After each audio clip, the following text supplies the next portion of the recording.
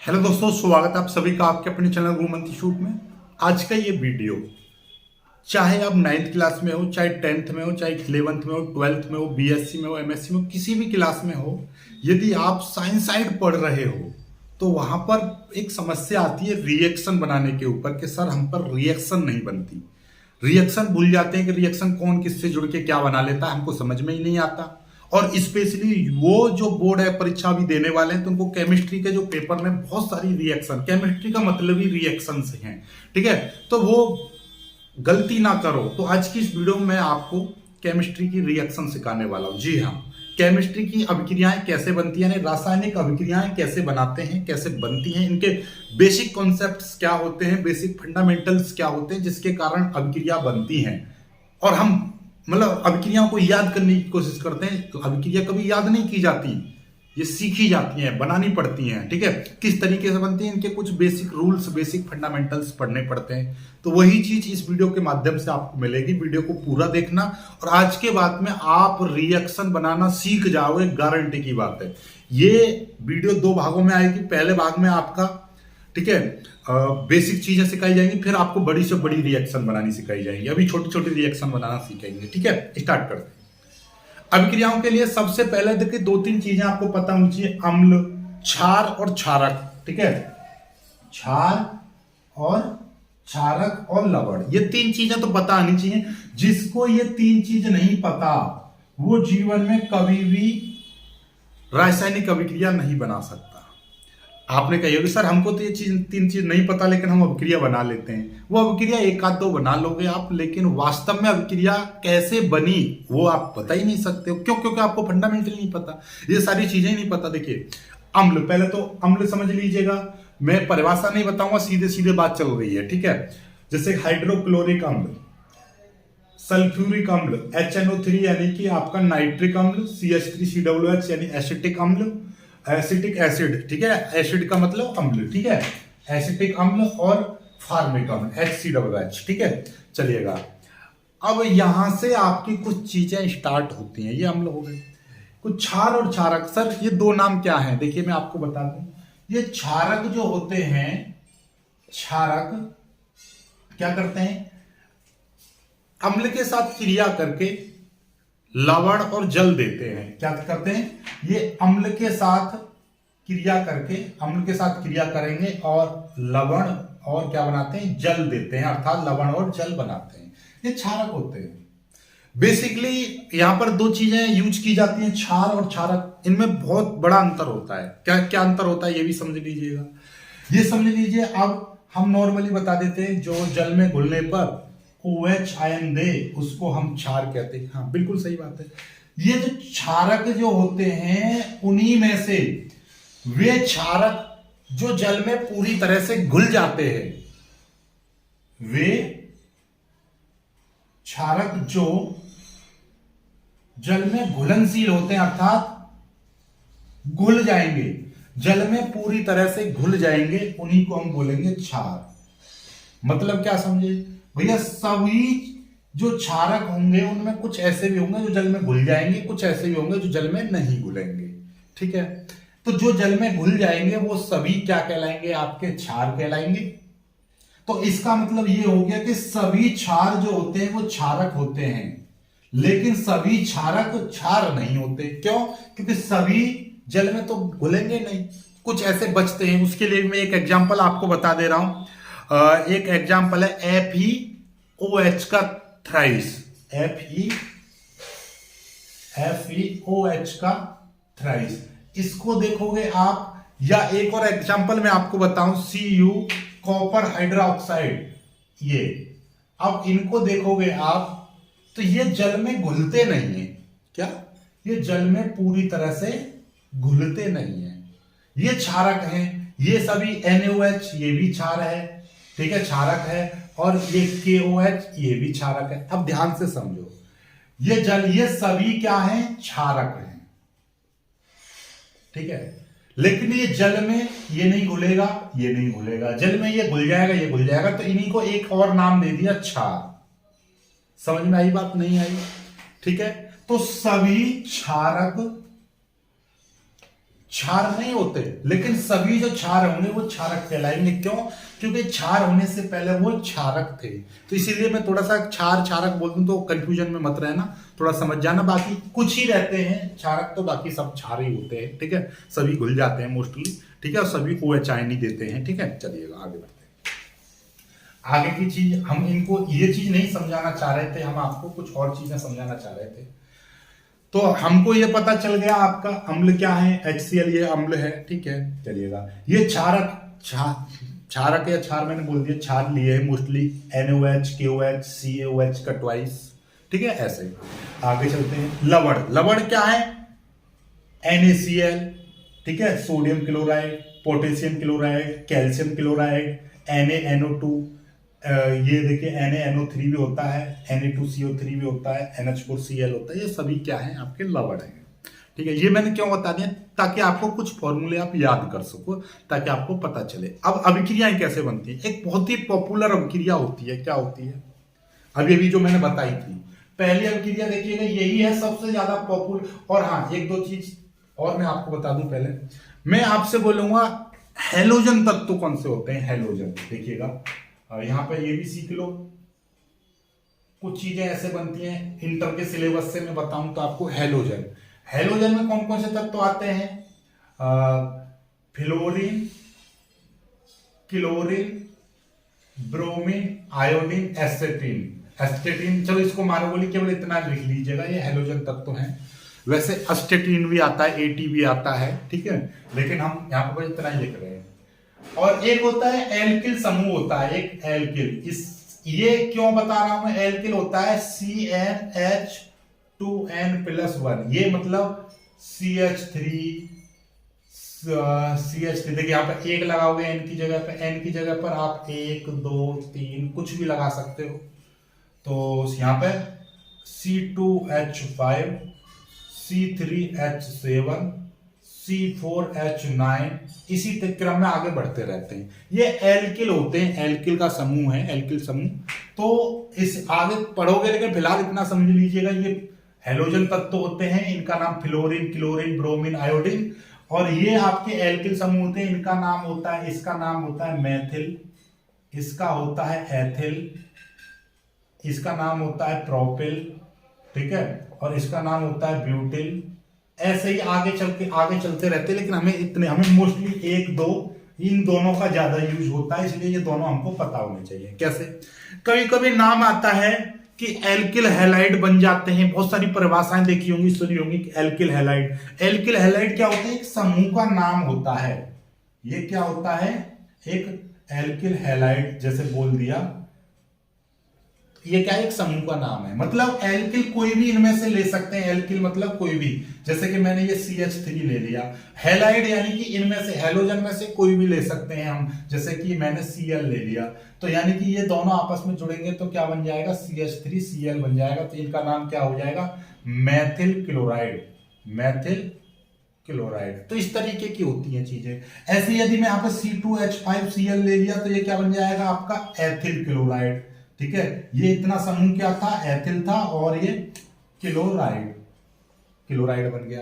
यदि मैं यहाँ पर Br लगा दूंगा तो ये क्या हो जाएगा? एथिल ब्रोमाइड हो जाएगा, एथिल ब्रोमाइड हो जाएगा, एथिल ब्रोमाइड हो गया, ठीक है। समझ रहे हो चीजों को? हमने, और जरूरी है ये C2H5 ले लो, C3H7 ले लीजिए, C3H7 ले लिया, और मैंने यहां पर I जोड़ दिया। तो इसका नाम क्या था? प्रोपिल, और इसका आयोडाइड, ठीक है, प्रोपिल आयोडाइड। मतलब समझ में आ गई? जब भी कभी भी एल्किल हैलाइड बोले तो किसी एक नाम के लिए नहीं बोल रहा, ये पूरे समूह को इंडिकेट करता है, और समूह में से कोई भी चीज आप ले सकते हो, ठीक है। तो ये अभिक्रियाओं में बहुत ज्यादा रोल होता है, जो छोटी छोटी चीजें हमको नहीं पता रहती हैं। चलिए आगे बढ़ते हैं। इतना हमको समझ में आ गया, स्क्रीनशॉट ले लीजिएगा।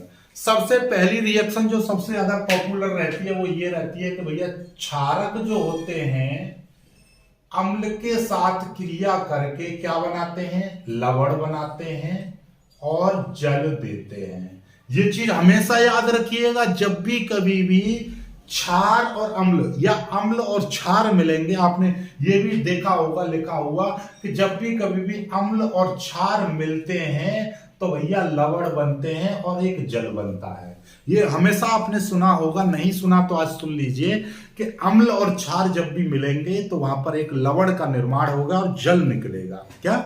जल निकलेगा। कैसे? देखिएगा। और इनमें से कोई भी आप क्या ले लीजिए, एक अम्ल ले लीजिए, जैसे कि मैंने हाइड्रोक्लोरिक अम्ल HCl ले लिया और इसके साथ में मैंने कोई भी क्षार मिला दूं मैं यहां से, जैसे कि मैंने NaOH मिला दिया, तो क्या बनेगा भैया? जल तो बनेगा ही बनेगा और एक लवण भी बनेगा। लवण कौन सा बन गया? जैसे कि लवण NaCl, देखिएगा N के साथ में ये Cl मिला तो क्या बन गया? NaCl बन गया। बना नहीं बना? तो मतलब क्या है कि Na यहां से लिया, Cl यहां से, तो ये बन गया और HOH के साथ में मिलेगा। हमेशा याद रखिएगा HOH के साथ में मिलेगा तो ये H2O बनाएगा। क्या बनाएगा? H2O बनाएगा। कुछ चीजें समझ में आ रही है ना, कुछ चीजें रिलेट करने लगे, आपको दिमाग में आ गया है। जैसे और ले लीजिए, चलिए अब आपके दिमाग में आ रहा होगा कि सर आपने NaOH ही क्यों लिया, मैं KOH ले रहा हूं, तो यहां पर मैं HCl के साथ मैंने KOH ले लिया तो यहां पर KCl बन जाएगा, एक जल निकल जाएगा। नाम आपको पता है, सोडियम क्लोराइड, ये पोटेशियम क्लोराइड। ओके, चलिए थोड़ा सा और मॉडिफाई करते हैं। यदि मैं यहां पर से H2SO4 ले लूं, H2SO4 ले लिया और सर ये मैं यही चीज ले रहा हूं, NaOH ले रहा हूं, तब अब बना के दिखाओ। अब तो सर फंस गए आप, अब कैसे बनाओगे? चलिए, फंसते कुछ नहीं है, देखिएगा कैसे बनेगा। आपको क्या करना है, इसको थोड़ा सा देखो, ध्यान से देखो, तो आपको दिखाई देगा कि यहां पर देखिए ये एक फॉर्मूला होता है Na2SO4। क्या होता है? Na2SO4 सोडियम सल्फाइड, ठीक है, प्लस और H2O। अब कहेंगे सर यहाँ पे Na2 तो है नहीं, यहाँ पे 2 की मल्टीप्लाई हमने कर दी तो Na2 ये आ गया, SO4 इतना यहाँ पर आ गया। अब ये गया, यहाँ पे 2 OH बचे, एक H2 ये रहा, तो यहाँ पे क्या लिख देंगे हम? 2H2 यानी कि H2SO4 यानी 2H2O बन जाएगा। देखिएगा, अब देख लो, नहीं तो हो गया ना, हो गया बराबर। कैसे? यहाँ पे देखिए SO कितने O हैं, इधर 4 O ये रहे और एक O ये है, 2 की मल्टीप्लाई हो गई, 4 2 6। यहाँ पे देखिएगा 4 और एक O है लेकिन 2 की मल्टीप्लाई हो रही है, 4 2 6 हो गई। Na2 ये रहे, ठीक है। H कितने यहाँ पर? 2 हैं और 2 ये रहे, 4, यहाँ पे भी 2 दूनी 4, तो हो गया ना, हो गया बराबर, तो बन गई रिएक्शन, काम खत्म।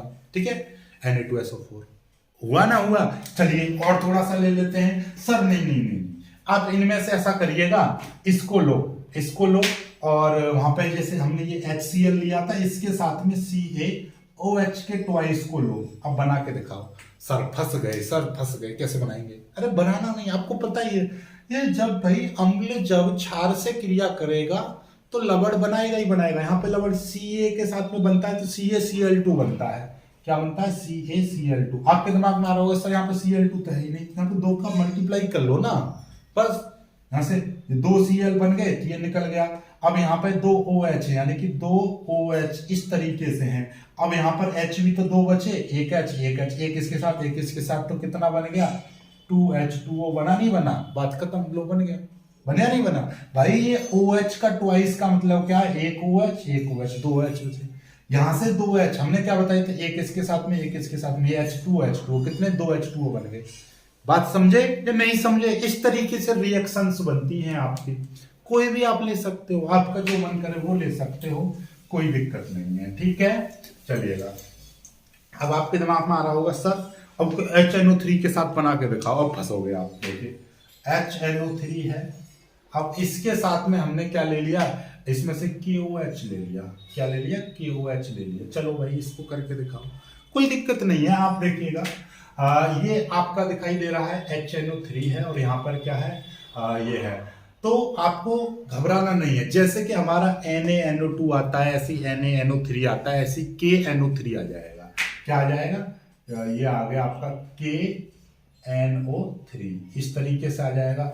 ऐसे यहाँ पर एक और होता है आपका NaNO3 होता है, KNO3 होता है, इस तरीके से ये होते हैं। ठीक है, तो ठीक है, पोटेशियम नाइट्रेट हो जाएगा। अब ये वाली चीज इसके साथ में जुड़ गई और बाकी बचा क्या? H इसके साथ में जुड़ेगा तो क्या बन जाएगा? H2O बन जाएगा। बना नहीं बना? ठीक है, चलिएगा। समझ में आई बात? नहीं आई? ठीक है, इस तरीके से अभिक्रियाएं बन जाती हैं। आगे देखते हैं। आगे पहली एक अभिक्रिया समझ में आ गई कि भैया जब भी कभी भी क्षार और अम्ल मिलेंगे तो लवण बनेगा। क्या? लवण बनेगा। चलिएगा, ओके। अगला देखिएगा, जैसे कि अब मेरे पास में क्या है, यदि कोई अम्ल किसी धातु के साथ क्रिया करता है, दूसरी, यदि कोई अम्ल है और किसी धातु के साथ मिल जाए तो क्या बनाएगा भाई? अम्ल यदि किसी धातु के साथ मिलता है तो क्या बनाता है? लवण बनाता है और H2 गैस, ठीक है, H2 गैस बनाता है, हाइड्रोजन गैस देता है। क्या? जब भी कभी भी अम्ल किसी धातु के साथ क्रिया करेगा तो एक लवण बनाएगा और क्या देगा? H2 गैस देगा। जैसे कि आपका हमने कोई भी एक लवण लिया, यानी कि अम्ल कोई भी मैं लेके चल रहा हूं, अम्ल जैसे कि मैंने ले लिया HCl ले लिया, अम्ल मैंने ले लिया यहाँ पर HCl ले लिया और धातु मैंने Zn ले ली, ठीक है। तो यहाँ पर एक लवण बन जाएगा आपका। ये देखिएगा, यहां से जैसे कि आपने देखा यहाँ पे नहीं लिख रहा है, तो एक लवण में बताऊंगा आपको। लवण क्या रहता है? ZnCl2, ये रहता है, एक लवण रहता है ZnCl2। तो यहाँ पे Zn के साथ Cl2 आया था, आपने 2 की मल्टीप्लाई कर दी और लवण बन गया आपका ZnCl2 प्लस, और यहाँ से 2H बचे, ये H2 गैस, हाइड्रोजन गैस निकल जाएगी। ये हो गया जिंक क्लोराइड। ये क्या हो जाएगा? Zinc chloride. तो समझ में आई बात? नहीं आई? तो Zn के साथ Cl2 मिल गया, जिंक क्लोराइड। एक और ले लीजिएगा, आपने यहाँ पर क्या ले लिया है, ये आपका जो सोडियम जो होता है, ये भी एक धातु होता है। सोडियम क्या होता है? सोडियम भी एक धातु होती है। अब ये धातु इसके साथ में क्रिया करेगा तो क्या बनाएगा? आपको पता है कि यहां से आपको देखा NaCl बन जाएगा, लेकिन यहाँ पर H2 तो बनेगा नहीं, यहाँ पर 2 की मल्टीप्लाई कर लेंगे, यहाँ पर 2 की मल्टीप्लाई कर देंगे तो क्या हो जाएगा? 2NaCl बन जाएगा प्लस, और ये H2 इस तरीके से निकल जाएगा, ठीक है। तो अभिक्रियाओं को संतुलित करना भी सीखो। ऐसा नहीं कि आपने ये HCl ले लिया, यहाँ पर ये सोडियम ले लिया और यहाँ पर आपने NaCl बना दिया और यहाँ पर एक H रख दिया। नहीं, हाइड्रोजन गैस तो H2 ही निकलेगी। जब ये 2 है तो यहाँ पे 2 की मल्टीप्लाई कर दिया, तो यहाँ पे भी आपका एक Cl बचेगा, तो यहाँ पे 2 की मल्टीप्लाई कर दी, ये भी 2 की मल्टीप्लाई कर दी, हो गया बराबर, ठीक है। इस तरीके से समझ में आ रही चीजें? ये चीजें आपको कनेक्ट करनी होंगी एक दूसरे से, ठीक है। एक और एग्जांपल ले सकते हो आपने, और कोई भी अम्ल ले लिया, जैसे कि आपने ले लिया HNO3 ले लिया, हमने HNO3 ले लिया, इसके साथ में हमने किससे? Zn से क्रिया कराई, या हमने यहाँ पर मान लीजिए सोडियम से क्रिया कराई, सोडियम से, तो कोई दिक्कत नहीं है। आप देखिएगा यहाँ से आपको दिखाई दे रहा है, यहाँ पे हमने NaNO3 बताया था ना, NaNO3, तो यहाँ पे हम क्या करेंगे? या आपने देखिएगा एक ये भी होता है NaCO3 भी होता है, ठीक है, लेकिन हमारा कौन सा आएगा? लवण NaNO3 का इस्तेमाल कर लेंगे, लेकिन हमको H2 बनाना है तो 2 की मल्टीप्लाई कर देंगे, यहाँ पे 2 की मल्टीप्लाई कर देंगे, तो ये क्या हो जाएगा? 2NaNO3 ये हो जाएगा प्लस, क्योंकि ये NO3 है तो 2H बचेंगे, यानी H2 इस तरीके से आ जाएगा, ठीक है। समझ रहे हो चीजों को? सोडियम नाइट्रेट बन जाएगा, ठीक है। आगे देखिएगा, आगे देखिए। अब तीसरी अभिक्रिया क्या है? तीसरी अभिक्रिया मैं बता दूं आपको, यदि कोई धातु कार्बोनेट या कोई भी धातु हाइड्रोजन कार्बोनेट है तो वो अम्ल के साथ क्रिया करेगा तो क्या बनाएगा, ठीक है। देखिए बहुत ही शानदार एक क्रिया आ रही है, यानी कि आप ऐसा समझिएगा, कोई भी धातु कार्बोनेट, ऐसा समझिएगा,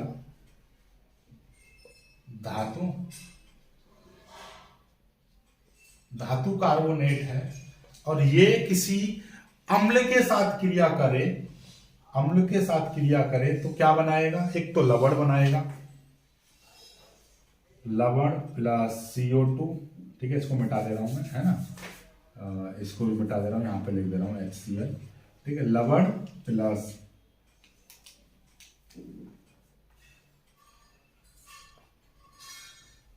ये, ठीक है, यहां पर ये भी ब्लैक से लिख दे रहा हूं। जब कोई धातु कार्बोनेट किसी अम्ल के साथ क्रिया करेगा, क्या कि वही धातु कार्बोनेट का मतलब zinc carbonate, sodium carbonate, potassium carbonate, aluminium carbonate, ठीक है। ये सभी क्या है, कॉपर कार्बोनेट, ये सारी चीजें धातुएं हैं। धातु यानी कि आपका आयरन है, कॉपर है, निकिल है, जिंक है, ये सभी क्या है, धातु हैं। धातु किसी कार्बोनेट के साथ में, ठीक है। तो धातु कार्बोनेट का मतलब समझी गए, nickel carbonate, copper carbonate, sodium carbonate, potassium carbonate, zinc carbonate, ये चीज। अब ये किसी से क्या कर रहे हैं, किसी भी अम्ल से क्रिया करें, ठीक है। तो हमने क्या किया, एक धातु कार्बोनेट लिया Na2CO3, ये ले लिया, ये वाला Na2CO3 ये वाला ले लिया प्लस, इसमें एक अम्ल ले लिया हमने HCl ही ले लिया, इसके साथ में क्रिया कराई, तो हमारे पास में क्या बनेगा, एक लवण बनना चाहिए, ठीक है, लवण। तो भैया लवण क्या बनेगा, अब आपको दिखाई दे रहा है यहां से देखिएगा, ये आपका एक लवण NaCl भी तो लवण है, तो Na के साथ में Cl मिल जाएगा, लेकिन यहाँ पर दो Na हैं, ठीक है। तो आप देखिएगा सबसे पहले हमने क्या करा, एक यहाँ पर और हमको H2O भी बनाना, ये चीज तो फिक्स है, CO2 और H2O ये तो फिक्स है, ठीक है। तो देखिएगा अब यहाँ पे CO2 भी चाहिए, तो हमने यहाँ पे क्या चाहिए, और हम NaCl बना दे रहे हैं, NaCl। अब देखिएगा बड़ी समस्या आ रही है सर, ये तो बराबर बैठ नहीं रहे, देखिए H2 हमको 2 चाहिए, तो हमने 2 की मल्टीप्लाई कर दी, 2 ये 2 हो गए, तो Cl भी हमारे 2 हो गए यहाँ पे, तो यहाँ पर भी हमको 2 Cl चाहिए, 2 Na हो गए। अब तो यहाँ पे भी हमने 2 की मल्टीप्लाई कर दी, तो यहाँ पे क्या हो गए, 4 बन गए, 4 की जरूरत नहीं पड़ी, इतने से काम हो गया। क्या देखिएगा, संभालो इनको, बराबर करो, देखिएगा O2 और एक 3, O3 हो गए, ठीक है। C कितना, 1 है, C 1 हो गया। Na कितने, 2 हैं, ये देखिएगा 2 Na, यहाँ पे भी 2 Na हैं। H कितने हैं, यहाँ पे 2 हैं, यहाँ पे भी 2 हैं, तो सारी चीज बराबर होगी ना, होगी। तो रिएक्शन अपने आप बन जाती है, रिएक्शन में बस थोड़ा सा ध्यान देना, देखो अपने आप की कैलकुलेशन होगी ना, होगी। बस हमने क्या करा, यहाँ पर H2O आना था, तो हमने यहाँ पे 2H बनाया था, बन गई रिएक्शन। तो जब भी कभी भी कोई भी धातु कार्बोनेट किसी अम्ल के साथ क्रिया करेगा, तो लवण और ये तो बनेगा ही बनेगा, कार्बन डाइऑक्साइड और जल बनेगा ही बनेगा, ठीक है। बस लवण कोई अलग हो सकता है, अलग अलग हो सकता है, लेकिन ये चीज तो फिक्स होगी, ठीक है। अब आपको ये चीज समझ में आ गई। चलिएगा सर एक और देख लीजिएगा, जिंक कार्बोनेट या कोई, चलिए तो एक अपने आप रिएक्शन बनाइएगा कोई भी, जैसे कि मैं जिंक कार्बोनेट की ले रहा हूं, ZnCO3 ले लिया, और मैंने HNO3 से मैंने क्रिया कराई, किससे कराई मैंने क्रिया, HNO3 के साथ क्रिया कराई, तो भाई क्या बनेगा, कोई दिक्कत नहीं है, देखो घबराना नहीं है, आपको क्या करना है, ये क्रिया करी है ZnCO3 की क्रिया मैंने, चलिए तो आपको पता है भैया CO2 तो बनना ही बनना है और H2O बनना ही बनना है, क्या CO2 तो बनना ही बनना है और H2O बनना ही बनना है। तो यहाँ पर देखिए H2 चाहिए, तो यहाँ पर मैंने 2 की मल्टीप्लाई कर दी, 2H बना दी है, ठीक है। अब ये एक C यहाँ पर आ गया और यहाँ से O2 आ गया, बस ये चीज बच रही है, तो यहाँ पे मैं क्या कर लूंगा, ZnNO3 का ट्वाइस, इस तरीके से ZnNO3 का ट्वाइस बन गया। लो अब रिएक्शन को संतुलित कर लो, देखो बराबर ही बराबर बैठेगी, ये हो गया, जिंक नाइट्रेट हो जाएगा, और बाकी का ये zinc carbonate, zinc nitrate, carbon dioxide, जल, बन गया ना, बन गया अपने आप। ये फॉर्मूला होता है, इसको लिख लो, ऐसे जो फॉर्मूले बन रहे हैं इनको लिख लो, क्योंकि यही आगे तक काम में आएंगे, जीवन भर ये काम आएंगे, ठीक है। इस तरीके से रिएक्शन बनती है और अपने आप संतुलित हो जाती है। देखो संतुलित करके देखो, Zn की तरह कितना है, इधर 1 है, इधर भी Zn 1 है। N देखो, N यहाँ पे 2 है, क्योंकि N अकेला, 2 की मल्टीप्लाई होगी 2, यहाँ पे क्या है, N अकेला, बाहर 2 की मल्टीप्लाई होगी 2, बराबर N भी बराबर है। O देखो, O यहाँ पे कितने, 3 और 3 6 हैं, यहाँ पे अरे हाँ देखिएगा, ये कितने, 3 दूनी 6, 6 और 3 9 है, यहाँ पे कितने, 3 दूनी 6, 6 2 8, देख 9 हो गए, 9 हो गए। बाकी अपने आप H2 है, यहाँ पे भी 2 है, बराबर होगी, हर चीज अपने आप बराबर हो जाएगी, ठीक है। चलिएगा एक और रिएक्शन, जैसे कि तीसरी रिएक्शन होगी, एक और रिएक्शन बताता हूं मैं आपको, कुछ ऐसी ही मतलब इंटरेस्टिंग रिएक्शन होती है ये, जो आपको पता होनी चाहिए, ठीक है। अगला है कि यदि कोई धातु ऑक्साइड किसी अम्ल के साथ क्रिया करता है,